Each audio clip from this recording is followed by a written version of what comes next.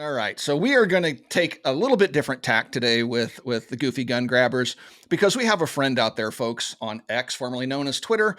And if you don't follow Gun Facts, it's at Gun Facts. You need to, because these guys are outstanding at factually destroying the arguments of the anti-gunners. So let's take a look at number 1. All right, Doc, if you could throw up number 10 for us. So Gun Facts was responding to Dirk Diggler. You get the reference, Brad?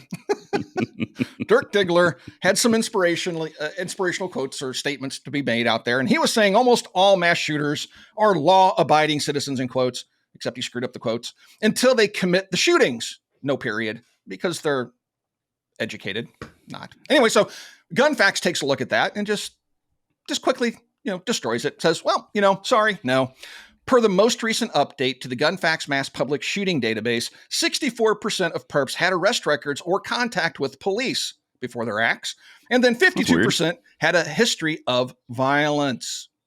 That's odd. Once again, how many times have we said this? They disassociate the gun from the criminal, and they focus on the gun. They blame the gun for all the crimes, but they turn their backs on the criminal, the actual problem, right? And he points this out so beautifully. All right. So when I hear these things and I look at that right there, the 64% of perps and then the 52% history of violence, and then you partner that with what we covered yesterday with Marsha Blackburn saying 25% had mental disorders, 55% had never sought treatment, 42% had prior violence enacted upon them and abuse enacted upon them. All these things are all going back to one root cause. Somebody hurt somebody, so then they grew up without dealing with it, and then they hurt somebody else, utilizing the most available thing they had in their hands, whether it's a knife, fist, hands, car, gun, whatever it is. That's what we're talking about. Anyway, please continue. No, you're absolutely right. Absolutely right. Okay, Doc, throw up number 11. Another great post from Gun Facts. So here he's responding to the president of BradyUnited.org, and I just love following old Chris because there's some great statements that they make out there. All right, so let's talk about the statement they're responding to. The majority of Americans want universal background checks. On the 30th birthday of the Brady Bill, let's expand background checks. And they, link to themselves. All right. So anyway, yay! Let's take a look at that through the lens of Gun Facts. All right. The problem is that universal isn't, and that the Bureau of Justice Statistics repeatedly tells us that most gun crimes come from underground sources, illegally gotten, folks.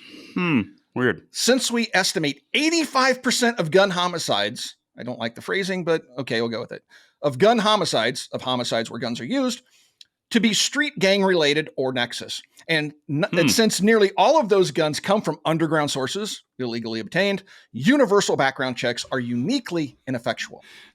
I love what that we've been saying phrasing all at the along. end. Yeah. I love that phrasing at the end. They're uniquely stupid. Yeah, they're uniquely stupid, kind of like you, Chris.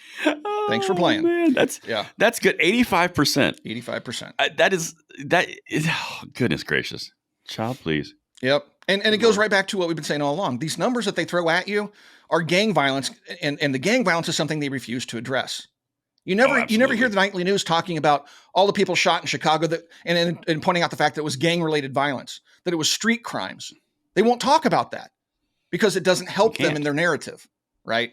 They want you to think it was a mass shooting where somebody showed up at a mall with an AR-100,015 and just massacred everything, including the school behind the mall and everything else. And that's not what's going on, folks. Is that the new model coming out? I guess. The AR-100,015? I love that. That's the new one. And so, it's all right. So we've beat that horse many times. I just want to talk about how great Gun Facts is. So to that end, number 12, Doc. All right. So we have the old John Hopkins Center for Gun Violence Solutions. Great naming conventions they come up with their gun grabbing. Bloomberg groups. Funded, by the way. Yes. Oh, yes. Absolutely. So white males over the age of 34 accounted for 22% of Michigan's population, I think is what they're getting at, but 57% of all gun suicide deaths in 2021. ERPO, those are restraining orders, laws create an opportunity to intervene and prevent gun violence when there are warning signs that someone poses a risk to self or others. And this kind of goes to look at the phrasing there that John Hopkins used, right? Gun violence. We're talking about suicides when they bring in gun violence. So if you delete yourself, is that truly violence? When you say, I committed an act of violence, I don't generally think against myself. I think I'm harming somebody else. So they're playing word games here, right? And so Gun Facts has some choice words for John Hopkins, Opportunity, in quotes, is a choice word. We've reviewed the first 2 states with long-standing red flag laws and discovered that without mental health or substance abuse intervention, ERPOs have no bearing on suicide rates. But the big piece Hopkins omitted is that most gun suicides are among old rural males. They don't care about old rural males. I think they're just talking about me. Anyway, they may be they may be the most difficult demographic for both activating ERPOs, but also for quality mental health interventions because they live in a rural area, right? Mm-hmm. And generally speaking, humans are social creatures, and when they're isolated and they're having a hard time, say you're suffering under Bidenomics, some folks will start thinking about self-harm because they're depressed, right? And so, but they don't care about any of that. Right. They don't want to help anybody. That's not what they're trying. They wrap themselves in the blanket of we're trying to save the world and children and white males in rural areas, but that's not what they care about. All they want to do is take your guns away. 100%. No, right. And that's and the interesting piece is, and this is something you never hear them talk about either. And you guys, I mean, you know this, Tim. The biggest thing that bothers me personally is when they completely obfuscate facts, completely ignore everything else just to show bits and pieces of a problem in order to get their desired outcome. That's one of my pet peeves on this planet. Because if you look at the homicide rates and then you look at suicide rates, those are 2 completely different populations that are causing each one of those categories. I don't know. Sorry, my software just sent balloons up. That was a very inopportune time to do that. If you're looking at the homicide piece of it, that is typically urban younger males. That's typically what that population is. Mm-hmm. If you look at suicide, you go over here and it's older males in rural scenarios. Completely different demographics, completely different parts of the population presenting two sides of the same problem, but they never tell you any of this stuff. No. They never tell you anything that's important to actually address the issues because the required problem is what keeps them needed. Right. And that really bothers me. You know what really bothers me about this? A lot of things. Well, a lot of things. But another thing that they just magically forget about. So we're talking 50-50 here. Half of the suicides, firearms are used. The other half, firearms aren't used. But they don't talk about the other half because those people don't matter. Right.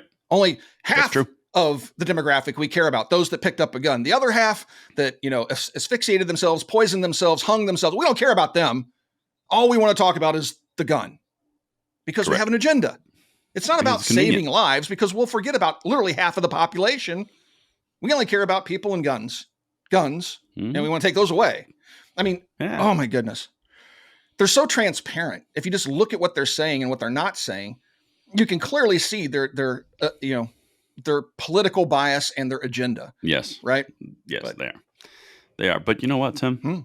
I'm glad you made you had your Apple Jacks today. I love that because you came ready. That was the longest episode we've had to date. Oh, really? But I think it's time to say goodbye to the people. Oh, it is, folks. We got to get out of here. All right. Thanks for watching. We'll talk to you guys soon.